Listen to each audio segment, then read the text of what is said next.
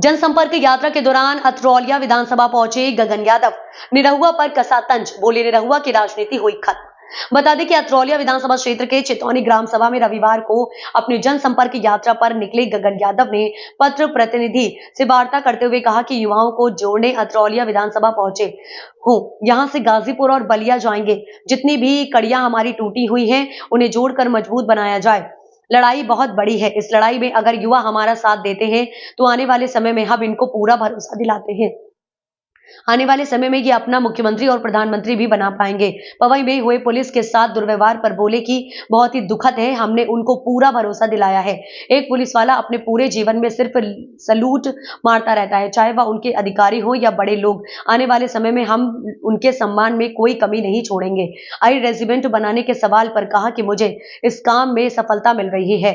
जिस तरह से जाति आधारित भारतीय सेना में रेजिमेंट बनी हुई है, उसी तरह अहिर रेजिमेंट भी बनाया जाए, जिससे हमारे मान सम्मान और स्वाभिमान को संतुष्टि मिल पाए। निरहुआ के अहिर रेजिमेंट बनाने के सवाल पर कहा कि एक कलाकार कभी जमीनी लड़ाई नहीं लड़ सकता, क्योंकि वह कभी जमीन देखी ही नहीं। सरकार सिर्फ वोट के लिए कलाकारों को टिकट दे रही है, जिससे उनका वोट बैंक तो बन जाता ही है, लेकिन जमीनी हकीकत कुछ नहीं होती। कलाकार कभी राजनीति नहीं कर पाता। लोगों को लड़ाई के लिए सहनशक्ति होनी चाहिए। एक नेता सबसे ज्यादा गाली सुनता है। नहीं, उनके बारे में मैं क्या बात करूं। देखिए, मैं उनको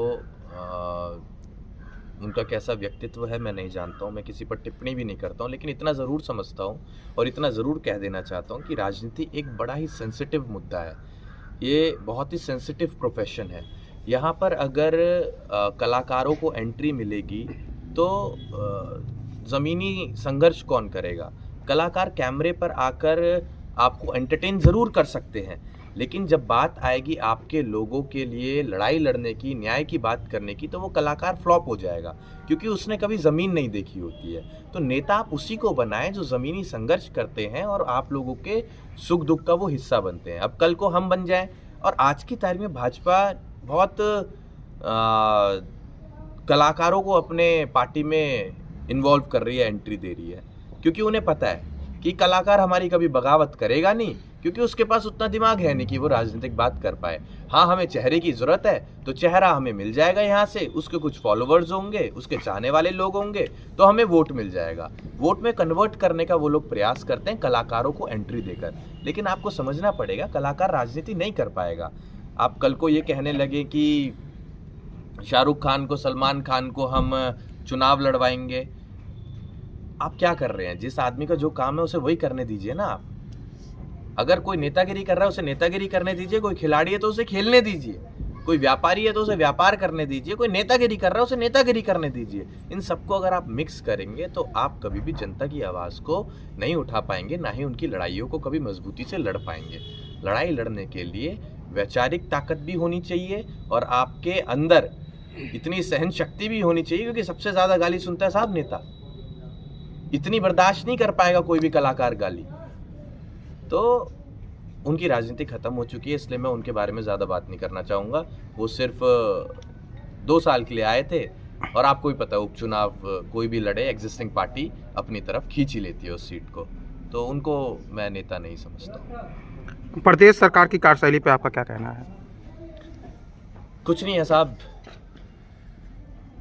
इनके बारे में तो क्या ही कहें, आप सब देख रहे हैं।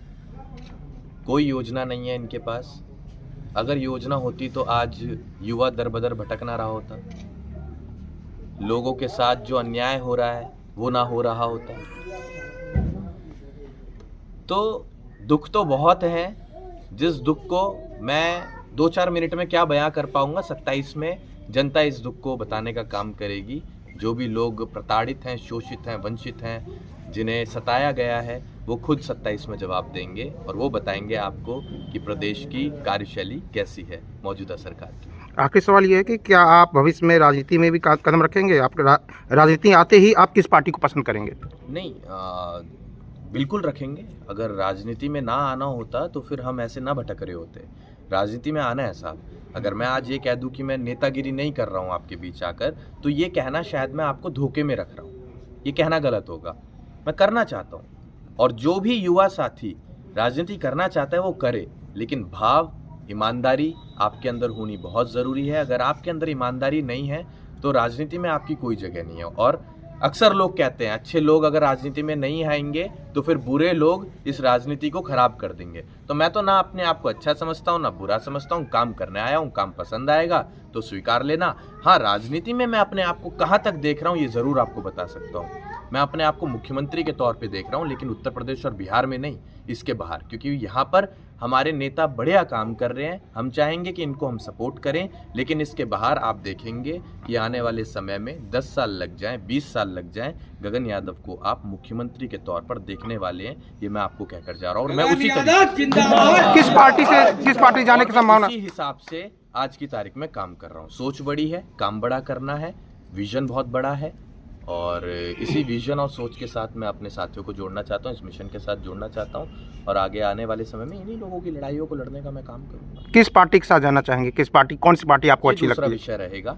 हाँ, फिलहाल मैं एक चीज़ आपको बता देता हूँ, हम समाजवादी लोग हैं, क्योंकि समाजवादी लोग गरीबों की लड़ाई लड़ते हैं, पिछड़ों की लड़ाई लड़ते हैं, दलितों की लड़ाई लड़ते हैं, अल्पसंख्यकों की लड़ाई लड़ते हैं। तो जो भी इनकी लड़ाई लड़ते हैं उनको मुझे ऐसा लगता है कि भगवान ने ही मौका दिया होता है ऐसे कमज़ोर लोगों की आवाज़ उठाने का। तो अगर मुझे मौका मिला तो मैं इसी पार्टी को आगे राष्ट्र पार्टी बनाने का, और आदरणीय अखिलेश यादव जी भी जानते हैं कि गगन यादव को अगर मौका मिला तो ये जल्द ही समाजवादी पार्टी को राष्ट्र पार्टी बनाने की ताकत रखता है और ये हम कई दफ़ा उनको बोल चुके हैं।